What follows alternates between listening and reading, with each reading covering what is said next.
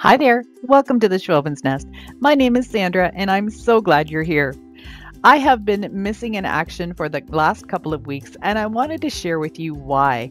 My friend Frannie, who has a restaurant and bakery, opened up an ice cream parlor and asked me if I would do all of her signage for her.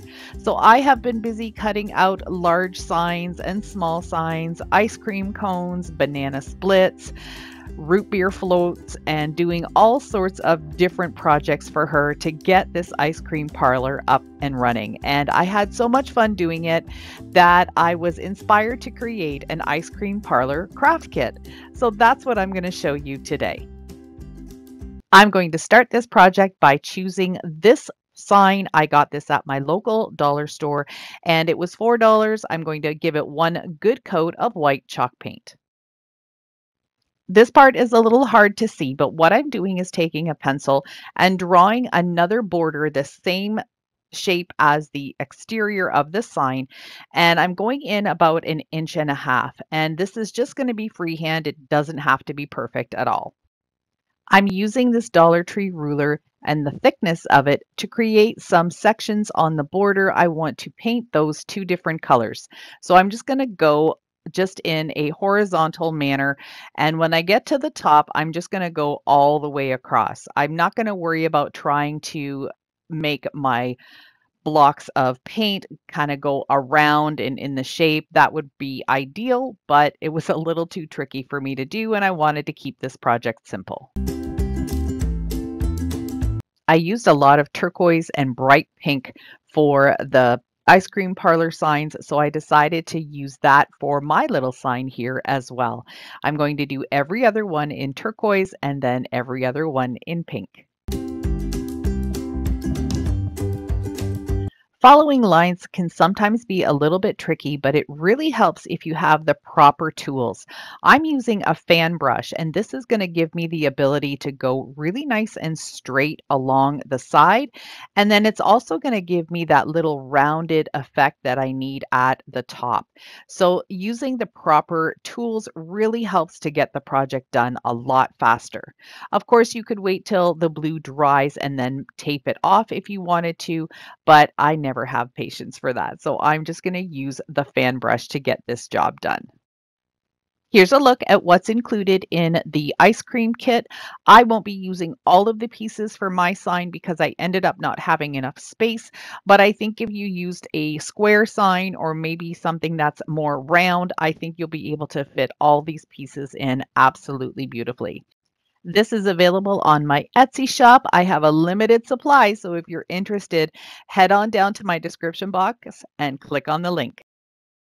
So the ice cream cones come engraved, so you can do different colors on them if you want. I'm going to do this first one with a chocolate ice cream scoop on the top and then a strawberry in the middle. And then I'll use a tan color for the cone itself. And then I'm going to outline it with some black marker just to make all the details pop. To keep this looking nice and rustic too, I'm going to use the brown color, which is I think an espresso acrylic paint, and I'm going to give the wheels just a quick coat. They don't have to be solid. It looks more like a stain that way. For the little canopy roof, I'm going to tape off the scalloped edges, and I'm going to do those in pink, and then I'm going to do some turquoise and white stripes for the top part. Here's a little painter's tape hack. Sometimes these pieces are a little too wide, so just take your scissors and cut them right in half lengthwise, and you'll have a much smaller piece of tape to work with, and you'll be able to tape multiple areas to be able to paint at the same time. Now I can paint the next little stripe without worrying about my painter's tape getting on the end pieces that are white and still wet.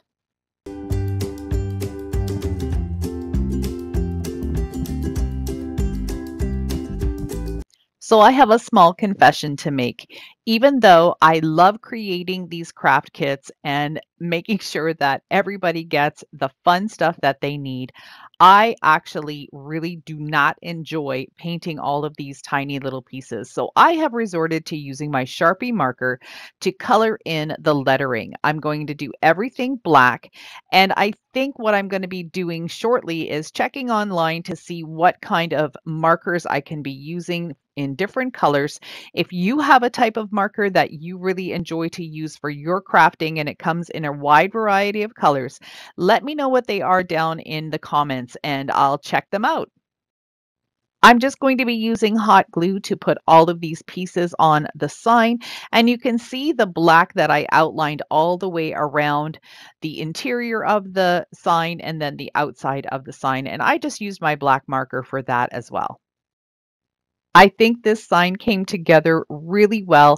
If I wouldn't have done the border all the way around with the stripes, I probably would have been able to include these 5 cents and the 1 scoop and also the ice cream cones. But I decided that it looked really good the way it was, and I didn't want to overcrowd the sign. Here's how this fun craft kit looks all styled up and ready to display. I think I'll be giving this to Frannie to hang inside her ice cream shop. However, I will have to take out the 5 cents because her ice cream scoops are not 5 cents, but they are to die for. Frannie's information for her restaurant and bakery and ice cream parlor will be down in my description box. So if you're ever in the neighborhood in southwestern Ontario, make sure you stop by and see her. Come along with me inside of Frannie's new ice cream parlor. It is so adorable. I really love how it turned out. And if I was doing an ice cream parlor, this is exactly how it would look. I made her this huge sign out of wood. Just did the nice trim, the turquoise. She has another big freezer here where she has Kawartha Lakes ice cream. It's delicious ice cream. And this little moose guy, he is her little Christmas moose and just he's so much fun, but he scares the dickens out of me. Every time I walk in there, I think there's somebody standing there waiting to grab me. I had some of these old windows, so I just put some Cricut designs on here, and I think this saying makes so much sense for the summer. And here, life is short. Eat the ice cream. We also needed to add some sold out signs. So what I did is put a nail in above each of the flavors, and I did this little ice cream cone kind of look and put the sold out with my Cricut vinyl. I also built her a couple of shelves there so she can house all of her syrups and different supplies that she needs. She also needed a cabinet, so I found this one at a thrift store. It's just an old dresser, and the wood drawers are the exact color of what the dresser was, and I kind of thought it looked a little bit like tiger stripe ice cream. So I left the drawers, but I painted everything else in the turquoise color. This is an actual picture of Frannie's butter tart sundae. She has the most amazing butter tarts, and she's put them together with caramel sauce and French vanilla and butter toffee, and it is to die for. The final thing that I did for this little ice cream parlor is on the back of the dresser, I put Frannie's ice cream parlor and I mimicked the big sign out front, and I think it all pulled together really well. This sign is a huge one that I built last year for her, and every year we change it up, but I think it's going to stay the ice cream parlor sign. I had a lot of fun creating all of these signs and getting this ice cream parlor up and running for Frannie. But I got to tell you, I'm pooped. That's why I've been a little bit missing in action. So I hope you'll forgive me and I'll hope you stick around for some of the new videos that I have coming out shortly. Thanks again for spending some time with me today. If you haven't already, I'd love it if you could hit that subscribe button, the like button, and that notification bell. You don't want to miss out on anything else I have to share. Bye for now.